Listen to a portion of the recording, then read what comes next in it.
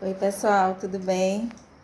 Então, estamos próximos ao reinício das aulas e por causa disso eu quero trazer aqui para vocês uma sugestão de leitura.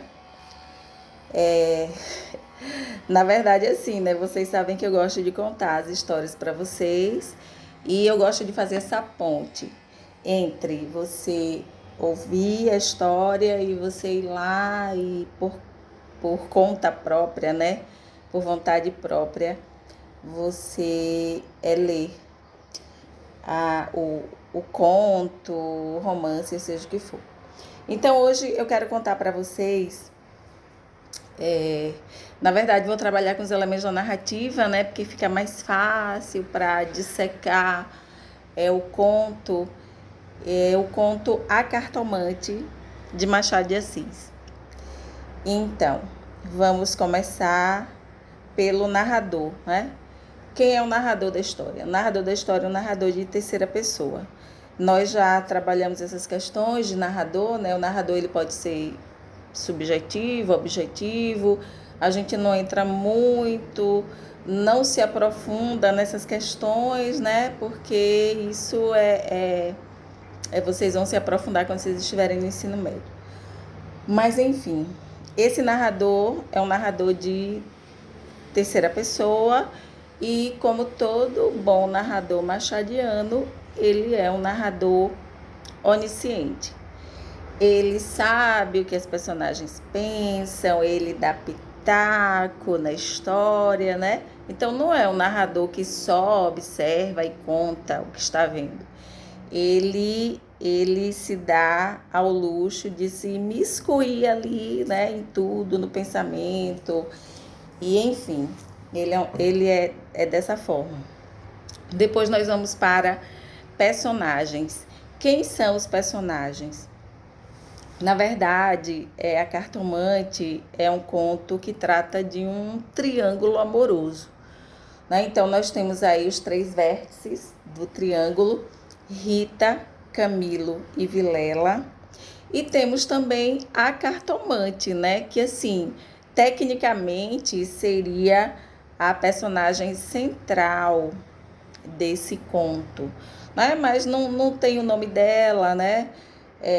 Só algumas características, ela aparece assim em dois momentos, e como o conto também é uma narrativa curta, né, não dá para se aprofundar em personagens. Mas quem são esses três personagens que formam o triângulo, né? Quem é Rita? Rita é a esposa de Vilela. E Camilo é amigo de infância de Vilela. Então nós temos aí, né, um amigo de infância que fura o olho do outro amiguinho, né? Rita, ela tem 30 anos, Vilela tem 29 e Camilo tem 26.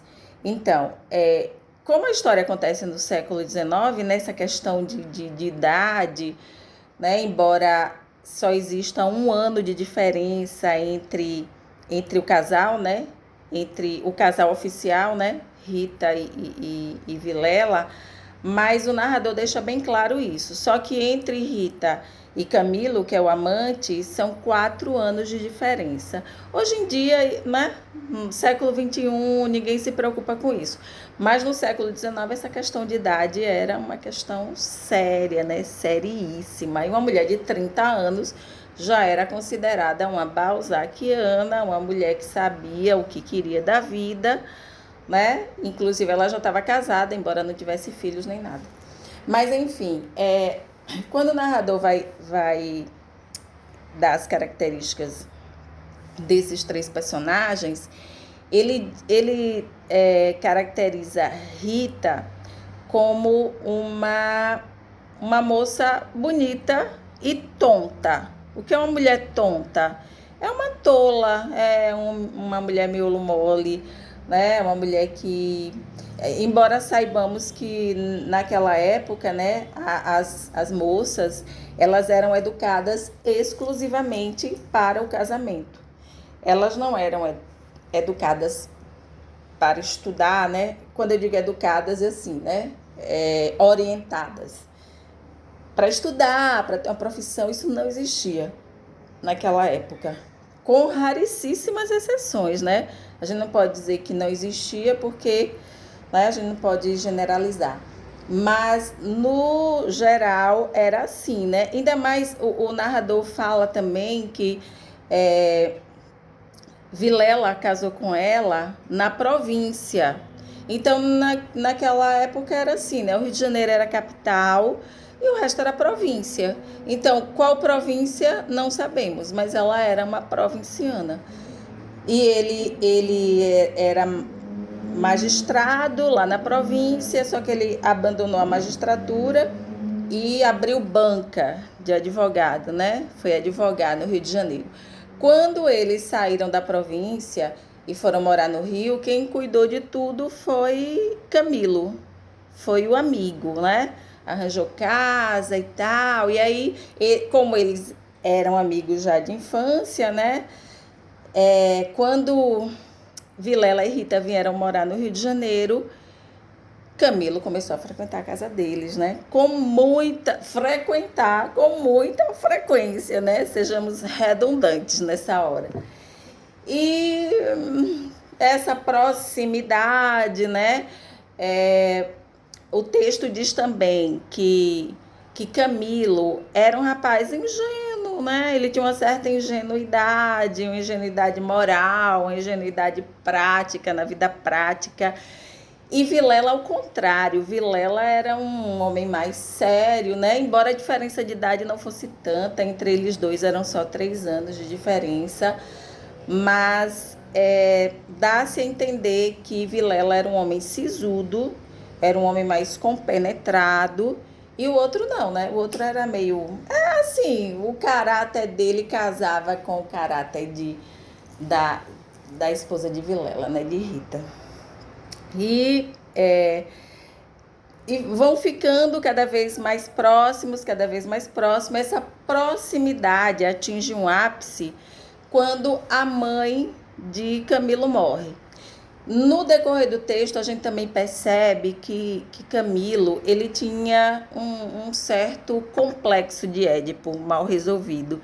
Porque ele fala muito da mãe, sabe? O narrador coloca muito a mãe ali no meio. Então, por exemplo, o pai dele queria que ele fosse médico.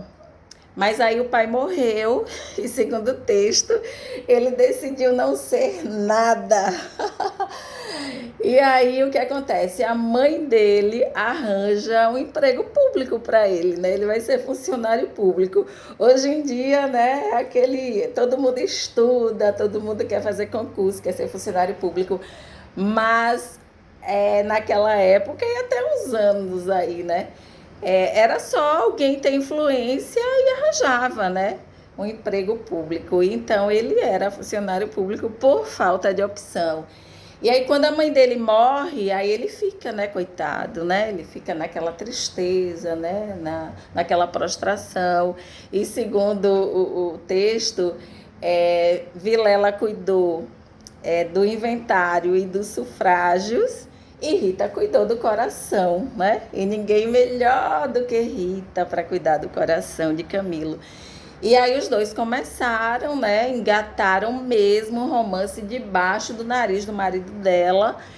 E as mentes ficaram cauterizadas. Eles não queriam saber mais de nada, né? O outro esqueceu a amizade, né? Ela esqueceu que tinha marido.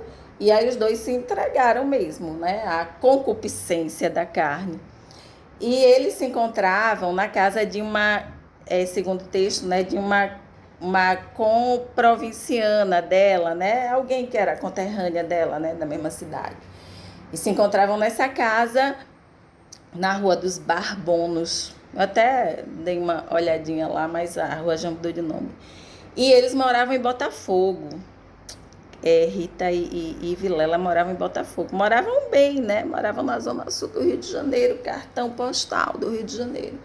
Mas para ela, né, parece que não era suficiente o marido que tinha, a vida que tinha, né, o cara se dedicando lá, ela queria era curtir a vida de uma outra maneira.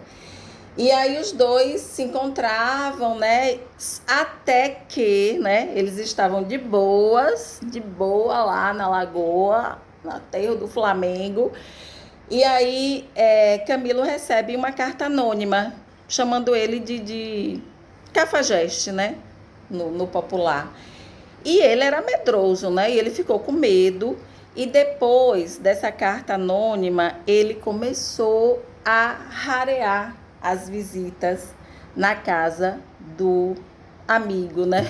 Do amigo. E ela também começou a ficar temerosa, né? Porque o povo é assim, o povo trai, o povo mete chifre nos outros, mas quando são descobertos, ficam com medo, né? Medo de quê? Não são tão corajosos, né? Porque para trair tem que ter a coragem da pega. E aí essa carta anônima chega e depois dessa carta as coisas começam a mudar de figura, né? Mas aí eu vou deixar para contar o final da história em outro vídeo, tá bom? Então, um abraço e até a próxima.